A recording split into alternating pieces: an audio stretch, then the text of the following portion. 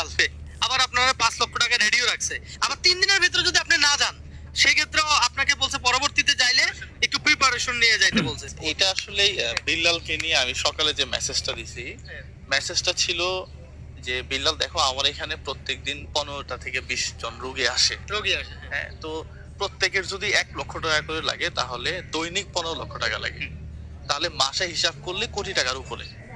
তো একজন জুয়েলের মানে পক্ষে বা কোনো মানবিক মানুষের পক্ষে 1 কোটি টাকা এক মাসে খরচ করা সম্ভব না। সম্ভব না। হ্যাঁ, এই জন্য আমি বিল্লালকে যেটা বলছি, দেখো আমি আমারটা নিয়েই পারতেছি না, আমি সরিও বলি, যাদের সাহায্য করতে না পারি বলি যে সরি, এটা তো সমস্যা তো নাই। সমস্যা তো। তো বিল্লালকে যেটা বলি যে আমি আমারটা নিয়েই তো আসি, আপনি আপনারটা নিয়ে আসেন না। হ্যাঁ, ভুবন ভাই এলাকায় মাদ্রাসা করতেছে বিশাল বড় একটা, হ্যাঁ, তারটা নিয়ে আসে না। যারটা যে রিয়ান ভাই যেগুলো রাস্তাঘাটে অনেক অসহায় মানুষ আছে যাদেরকে দিচ্ছে, তারটা নিয়ে আসে। মোজাহেরটা নিয়ে আসে। তো এখন বিল্লাল যেটা করতেছে, ওর ওইখানে যাই দিছে, ও বলতেছে যে জুয়েল ভাই এটা দেখবে, এবং সে আমাকে আলটিমেটাম দিচ্ছে। হ্যাঁ, সেটাই তো দেখলাম যে এটা 24 ঘন্টার মধ্যে করতে হবে, এটা 3 দিনের মধ্যে করতে হবে, হ্যাঁ, না হয় আমি এই করে ফেলবো সেই করে ফেলবো। এটা কোন ধরনের কথা? এটার কারণটাই বা কি? আমি আজ পর্যন্ত কোনো মানবিক মানুষকে এরকম দেখিনি। দেখছেন অনেকে কাজ করছে এই প্ল্যাটফর্মে, আমি এরকম দেখিনি। একজন সুস্থ মানুষ হ্যাঁ।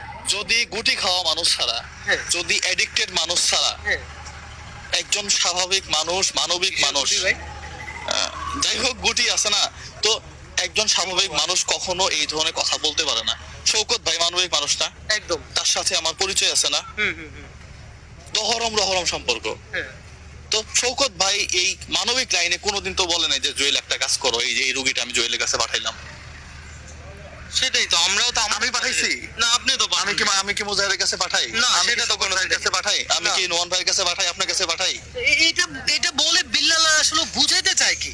মানে ওর আসলে কি সাইকোলজিক্যাল কোনো প্রবলেম হয়েছে আমার কাছে মনে হয়। আমার মাথায় ধরলো না।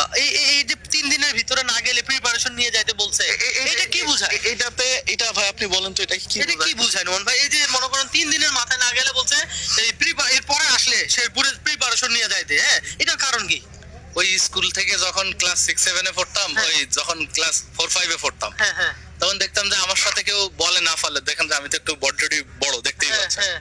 তো আমার সাথে কেউ বলে না পারলে আমারে কেউ ঘুষি দিয়ে দৌড়ে বাড়ি চলে যেত আর বলতো যে আবার আমার বাড়ির সামনে আসিস, তোরা দেখে নিব। ভাই, বিষয়টা হলো এরকম, মানে আমার জানা মতে জুয়েল ভাইয়ের ফেস ভ্যালু প্লাস তাকে যে মানুষ ভালোবাসে, বা তার যে সমাজের যে মানুষদের সাথে ওঠা বসা করা, মানুষ যেভাবে তারা ভালোবাসে, শেরপুর কেন, সৈয়দপুর গেলেও জুয়েল ভাইরে কেউ কিছু করতে পারবে না।